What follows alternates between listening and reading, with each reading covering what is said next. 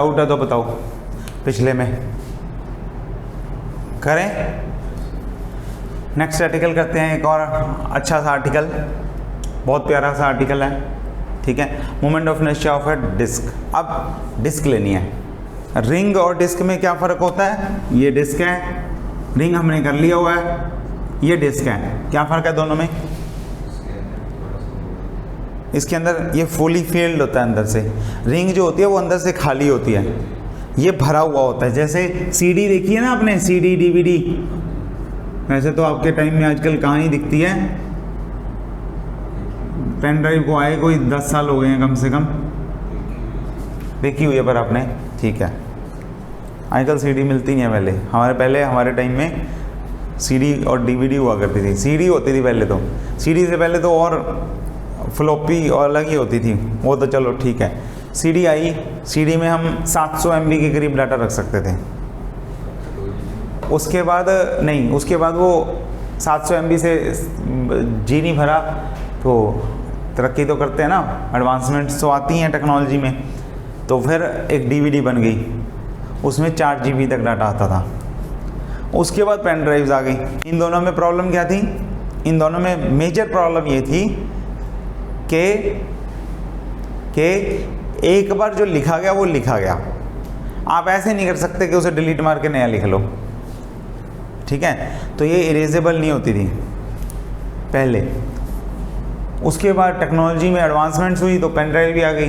Pen drive में आप जितनी मर्जी बार लिखी जाओ। अब आपको पता है, आप अगर रीयूजेबल चीज़ मिलेगी आपको, जो आप 100 टाइम्स लिख के और डिलीट करके और कर सकते हो, उसमें भी 4 GB, 8 GB, 32 GB, 16 GB, पता नहीं क्या क्या आ गया अब तो वो सब करोगे तो फिर सीडी को कौन पूछेगा, तो वो ख़त्म ही हो गया है। हालांकि सीडी डीवीडीज़ भी राइटेबल और री राइटेबल आ गई थी, मतलब 2010 के आसपास, 2010 के आसपास हमने लिखना शुरू कर दिया था। विंडोज़ 7 में ये फीचर आ गया था वो सीडीज़ में, लेकिन फिर भी बल्कि था सिस्टम, सीडी निकाल दी थी फिर उन्होंने। बल्कि सिस्टम होता ना, बल्कि मतलब हैवी हो जाता है। तो आजकल आप लैपटॉप भी हम कैसा डिमांड करते हैं, हल्के वाला हो, तो क्या करते हो कि आजकल सीडी प्लेयर चलते तो है नहीं, तो सीडी प्लेयर निकाल दो, उसकी जगह SSD डाल देना, तो वो सिस्टम्स आ गए हैं अभी।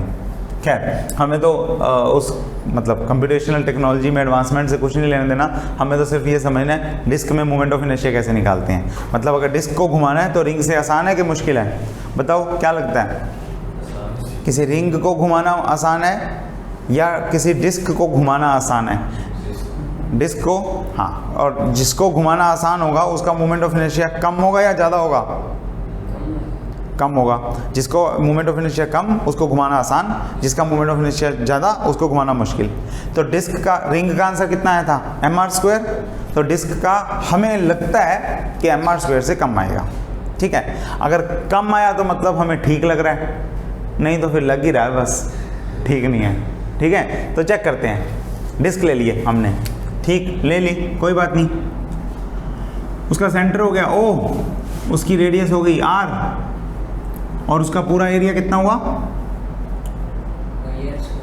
πr²। एरिया तो वही रहेगा ना, एरिया निकालना है इस बार, लेंथ नहीं लेनी। पिछली बार हमने वो सर्कल का सरकमफ्रेंस लिया था, इस बार हम एरिया ले रहे हैं। तो डेंसिटी कौन सी लोगे? सरफेस मास डेंसिटी कितनी होगी? πr², ठीक है। पहला स्टेप हो गया। इसके बाद क्या करते हैं? Small element. स्मॉल एलिमेंट कैसा? एरिया वाला। कौन सा लें इसमें बताओ? मैं ले लेता हूँ, एक रिंग ले लेता हूँ छोटी सी, इसके अंदर ही एक रिंग है। कितनी डिस्टेंस पे? सेंटर से x डिस्टेंस पे। कितनी थिकनेस है उसकी? dx उसकी थिकनेस है। तो अब इसका स्मॉल एरिया बता दो मुझे। रिंग का एरिया, स्मॉल एरिया, वो होता है 2πr/dr। जब ऐसे हो ना, जब स्मॉल लेंथ हो तो इस तरह से देखते हैं। r कितना है? x, और थिकनेस कितनी है? dx। तो वही फॉर्मूला है, लेंथ इंटू ब्रेथ। इस बार ब्रेथ है dx और लेंथ कितनी है? 2πx। उसी लेंथ को घुमा दिया ना आपने, है तो वही, ठीक है, वही फॉर्मूला हो गया।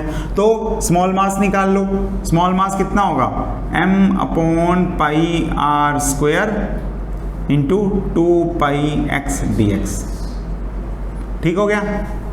इसके बाद स्मॉल मोमेंट ऑफ इनर्शिया, क्या करो, पाई से पाई काट दो, अब लिख ही दिया तो। वैसे सिग्मा सिग्मा सिग्मा चला लोगे तो भी चल जाएगा, क्योंकि कांस्टेंट है ना, एंड में निकाल लेना, पर चलो हमने निकाल लिया बाहर। 2m/r² x dx, और हमने क्या लेना है, r² से मल्टीप्लाई, r कितना है x, तो ये हो गया x² से मल्टीप्लाई। ठीक है, कोई दिक्कत वाली बात नहीं। इसके बाद क्या करते हैं, टोटल लेते हैं। टोटल के लिए क्या लेते हैं, इंटीग्रेशन, जो कांस्टेंट है वो बाहर निकाल लेंगे, 2m/r², एक बार पूरा ही लिख रहा हूँ, और ये हो गया x³ dx, लेकिन इंटीग्रेशन की लिमिट्स, x मिनिमम कितना हो सकता है, इस रिंग की रेडियस मिनिमम कितनी हो सकती है, 0, और मैक्सिमम r, तो लिमिट्स हो गई 0 to r। सेम ही काम चल रहे हैं, ठीक है। तो इसीलिए बोलते हैं एक बार कॉन्सेप्ट समझ लो, कॉन्सेप्ट पकड़ लिया तो आपको कोई फिगर दे दें आप सारी फिगर्स में निकाल सकते हो। और ये सिर्फ यहाँ यूज़ नहीं होगा, ये कॉन्सेप्ट, ये लॉजिक, डेंसिटी वाला लॉजिक हम यूज़ कर रहे हैं, ये सिर्फ यहाँ यूज़ नहीं होगा कि डेंसिटी लो, छोटे से के लिए मानो और पूरे के लिए इंटीग्रेशन कर दो। ये आगे जितनी बार भी आप जहाँ पे भी आर्टिकल करोगे शेप्स वाले, वहाँ पे यूज़ होगा। जैसे +2 में आते हैं इलेक्ट्रिक फील्ड और मैग्नेटिक फील्ड, उसमें आप इलेक्ट्रिक फील्ड निकालते हो, एक बार चार्ज के लिए, एक बार रोड पे है अगर चार्ज, एक बार स्फीयर पे, यही सारी शेप्स जो आपने ली हैं वो +2 में भी आती हैं, है ना। तो वहाँ पे भी सेम लॉजिक लगेंगे। लॉजिक पकड़ लिया तो सारे आर्टिकल वहाँ के भी हो गए, समझो आपके। ओके, तो 2m/r² x³। अब 0 to r, x³ का इंटीग्रेशन निकालना रह गया, कांस्टेंट तो बाहर निकाल लो, 2m/r²। x³ का इंटीग्रेशन बता दो मेरे को, x4/4, बिल्कुल वही फॉर्मूला है, वही घोड़े वही मैदान, कोई फ़र्क थोड़ी रखा है हमने। 0 to r, इसमें r पुट कर देंगे, 0 पुट कर देंगे, तो ये हो जाएगा r⁴/4 -0 मतलब 0, तो ये हो जाएगा 2m/r² और इंटू r⁴/4, r² से स्क्वायर ये कट जाएगा, 2 से ये 2 कट जाएगा, तो कितना आंसर आ गया, हाफ mr²/2, यानी कि हाफ mr², यानी कि रिंग को घुमाने का जितना इनर्शिया है उससे आधा इनर्शिया है डिस्क का। ऐसा क्यों,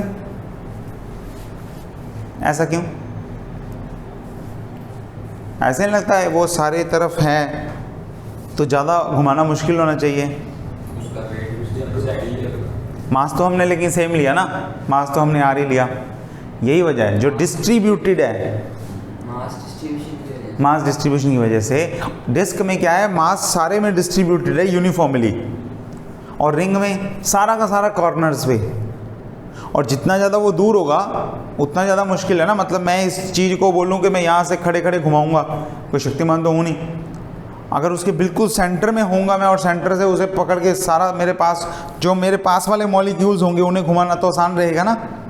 तो ये ऐसे ही है, ठीक है, क्योंकि उसका मास डिस्ट्रीब्यूशन इस तरह का सारा कॉर्नर पे चला गया, बीच में कुछ खाली जगह सारी, और वो मॉलिक्यूल सारे दूर दूर हैं। लेकिन इसका डिस्ट्रीब्यूशन इस तरह से कि सारे मॉलिक्यूल्स यूनिफॉर्मली और पास पास भी हैं, तो करके ये कम हो जाता है। mr² आ गया कौन से एक्सिस पे, कौन से एक्सिस पे, इस वाले एक्सिस पे निकाला है ना, इस वाले एक्सिस पे निकाला है। अगर इस वाले एक्सिस पे निकाल दिया तो डायमीटर वाले पे, या इस वाले डायमीटर वाले पे निकाल दिया तो कितना आएगा, रिंग में भी यही काम किया था। इसे मान लो IZ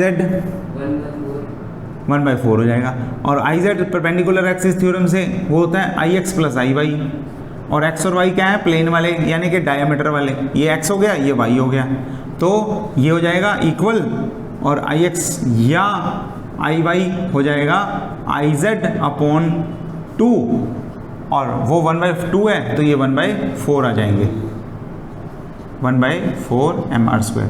ठीक है, अब तो आप ओरली आंसर देने लग गए, है ना, समझ में आ गई ना चीज़। आपको आप कैलकुलेशन करके लॉजिक लगा के ऑरली आंसर दे रहे हो कि भाई इतना आएगा। और क्या करते हैं, और कौन सा एक्सिस लेते हैं, टेंजेंट वाला। टेंजेंट वाला ले लो, ये लो, यहाँ वाला ले लिया मैंने। अब आप बताओ, प्लेन में वाई एक्सिस के पैरेलल टेंजेंट ड्रॉ किया है तो कितना आएगा,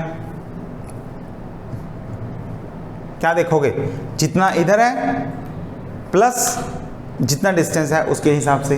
तो इधर कितना है 1/4 mr², तो आई टेंजेंट पे होगा जितना आई वाई पे या एक्स पे है प्लस जितना उसका डिस्टेंस है। तो 1/4 mr² प्लस mr² कितना हो जाएगा,